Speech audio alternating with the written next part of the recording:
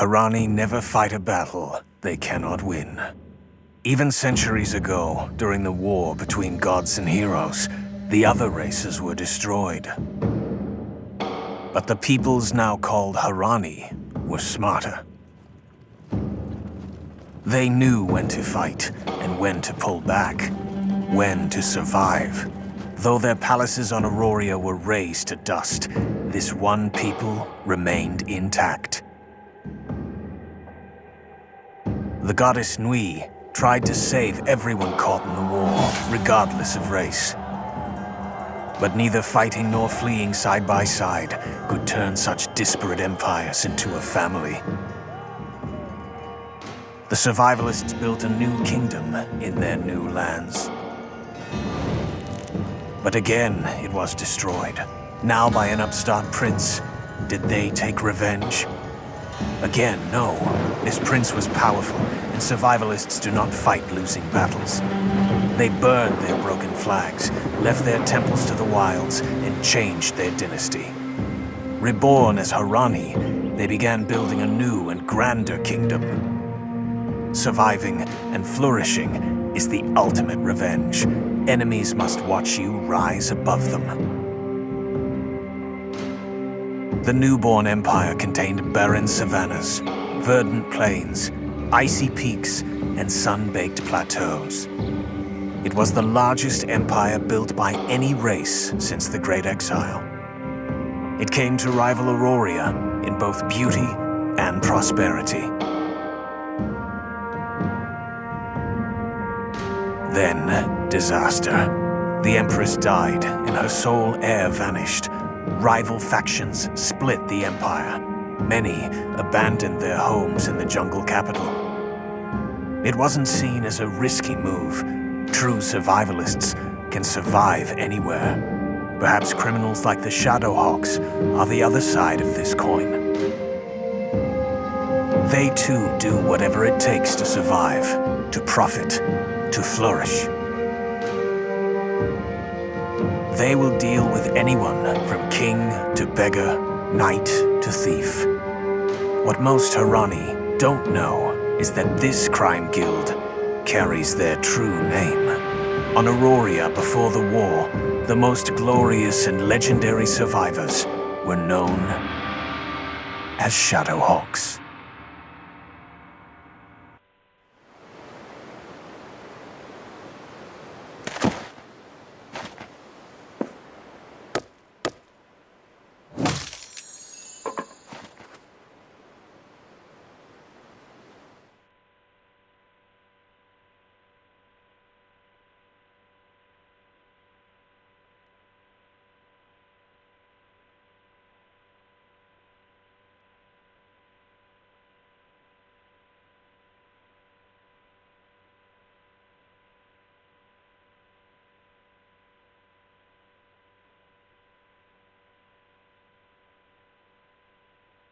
Though you couldn't place it, the man's tattoo looked incredibly familiar. Either you had seen it before, or it was the most powerful case of déjà vu that had ever struck you. The more you thought about it, the more your head screamed in protest. An image exploded into your mind. You recalled a man with obsidian hair giving you a uniform. A symbol embroidered on the shoulder mirrored the design of the sword hanging from his belt. Both the sword and embroidery perfectly matched the tattoo you just found on the dead man. You remembered feeling proud to wear that uniform, proud to truly be a part of something. Your headache flashed again, and the memory faded. You realized you'd never worn a uniform like that. What was going on?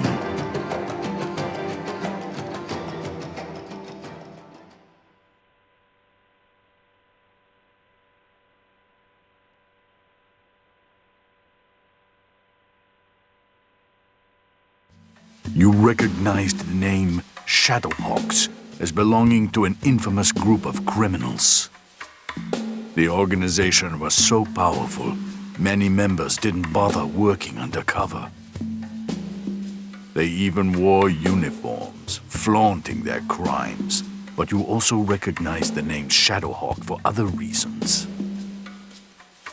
Your head pounded as more unfamiliar memories flashed in your vision. The memories centered around the dead man's tattoo. You saw it forged into a dagger handle. Felt yourself sliding the dagger between someone's ribs. Were you going crazy?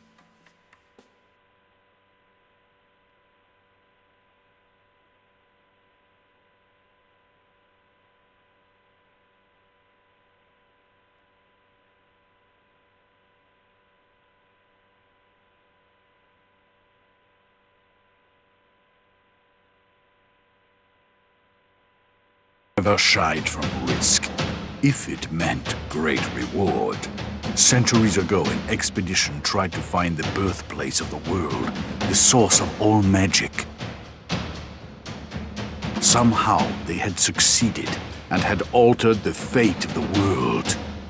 They'd inherited fantastic powers.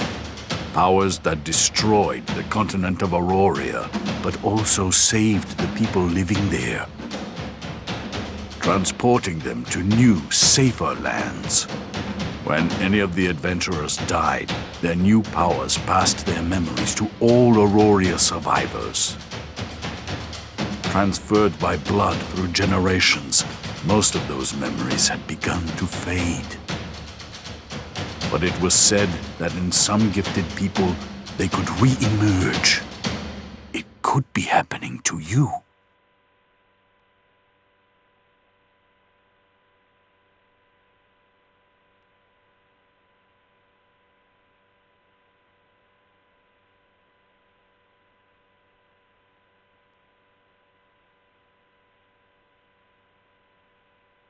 Some of the names of the 12 adventurers, the library expedition, were well known.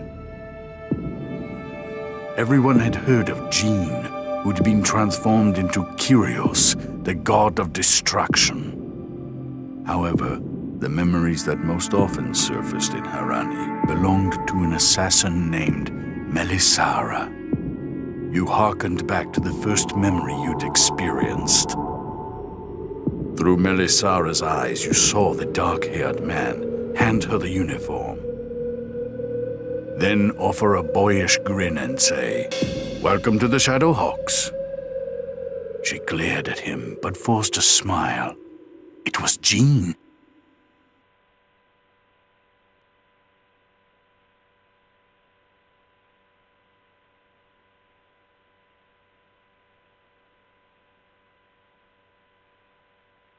Apparently, the heritage of the Shadowhawks went back further than most Harani realized. You studied a map marked with Haman's meeting place and saw a ghostly image of another map. Another memory. As your head ached, you looked out through Melisara's eyes. You saw an elegant queen with cold eyes point at the map. "He's here. In Delphinad," the queen snarled. "If I can't take my pound of flesh from the mother, I'll take it from the son," Melisara said. "Make your peace, Jean Evernight. The hereafter is waiting."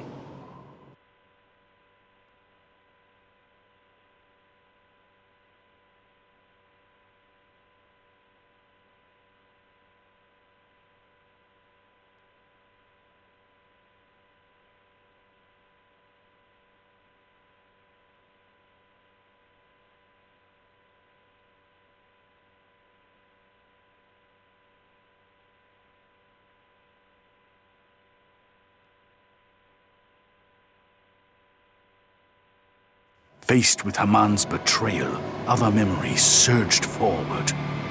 You knew Melisara was an elite assassin, but you'd never heard she wanted to kill Jean. Why hadn't she gone through with it? Had she killed him at the beginning, the world might have been spared the god of destruction later. You scoured Melisara's feelings. She'd wanted Jean to suffer, to know the searing burn of betrayal. She'd wanted him to trust her, to play the fool, just as you'd played Haman's fool. He'd given you a free trip off a cliff. As the ground rushed up to meet you, Melisara's fury scorched your heart. Then, darkness.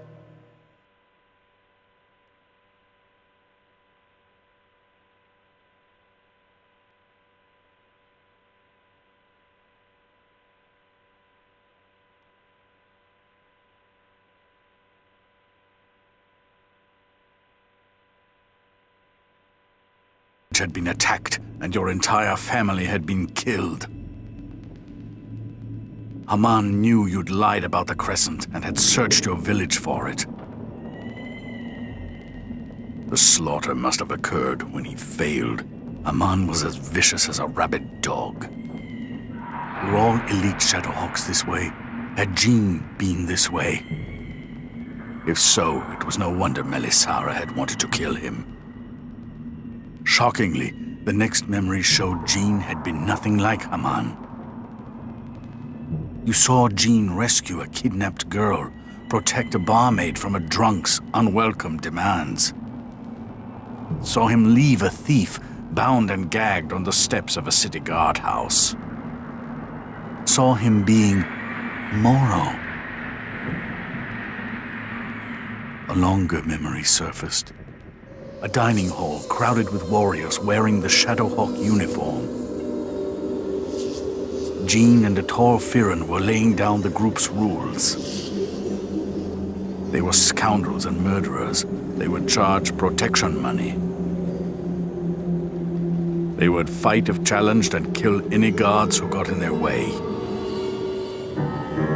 But they would not steal from honest merchants. They would not rape.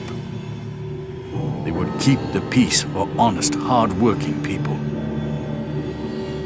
And hunt down anyone who did not live up to this standard, citizen, guard, or noble.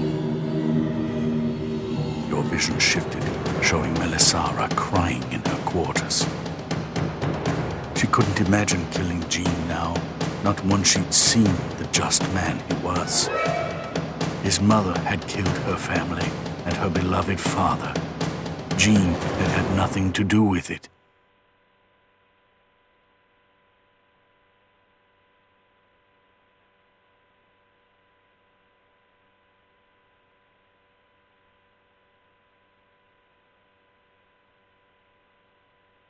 It was getting easier to tell which memories belonged to Melisara and which were yours.